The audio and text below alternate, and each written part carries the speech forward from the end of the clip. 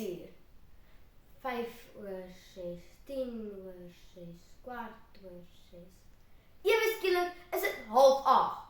3 wekkers te laat en daarvoor slaap ek op my eerste dag van graad 6. Ma en die res van die sirkus is al in die motor.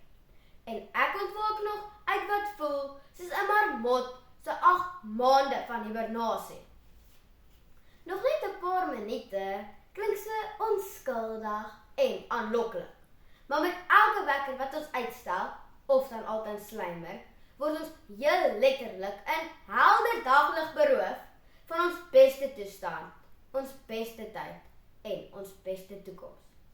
Dus gaan ek vandag vir julle met my 3 figuurlike wekkers oortuig om wakker te word met die eerste wekker.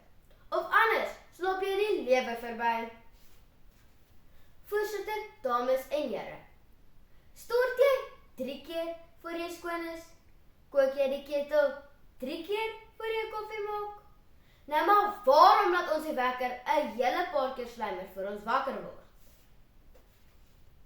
Met die eerste wekker wat jy mis jy ook jou beste toestand. En sodra daai eerste wekker lui, besluit jy met baie wysheid om in te slymer. En dan, wanneer jy nou eintlik wakker word, voel alles so onderste vooraan bo. Wel, die wetenskaplike naam hiervoor is sleep inertia. Maar ons moedertaal Afrikaans vang dit alweer die beste vas as slaaptraagheid. En dit is so traag soos wat dit klink.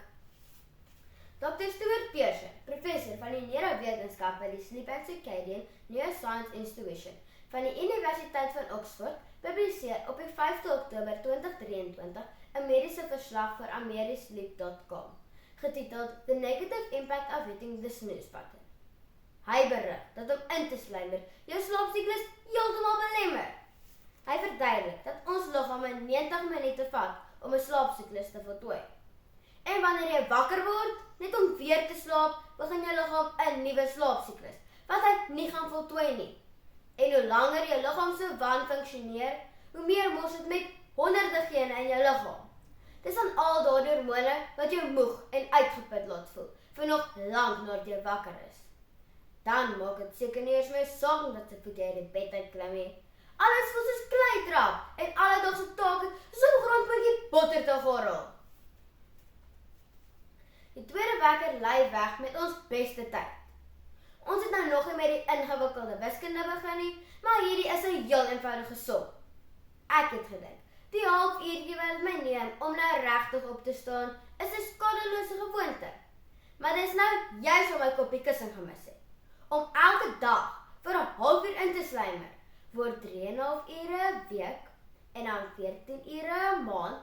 En dan kom ons sommer by 168 ure, wat nie eens ordentlik weggeslaap is nie.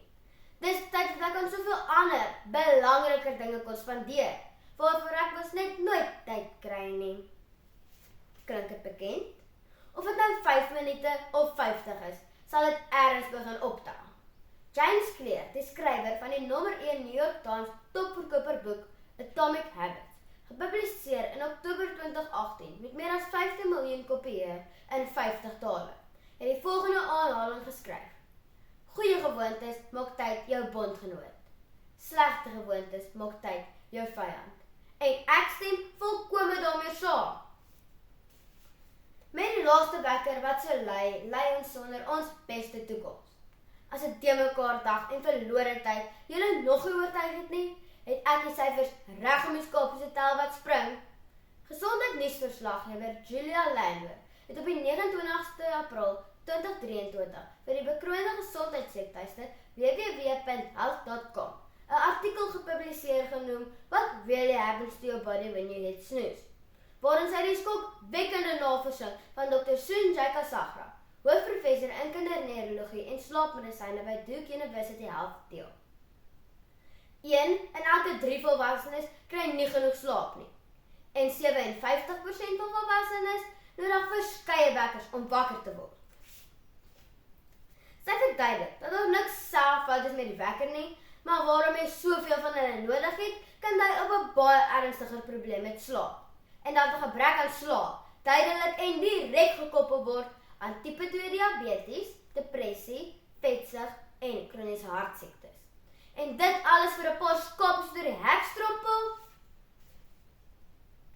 Voorsitter, of dit nou 'n skoon kop en 'n goeie by is, of kosbare tyd of voorkombare gesondheidsprobleme. Elke wekker na die eerste een sal jou beroof van jou beste toestand, jou beste tyd en jou beste toekoms. En om af te sluit met die doodgewone woorde, you snooze, you lose.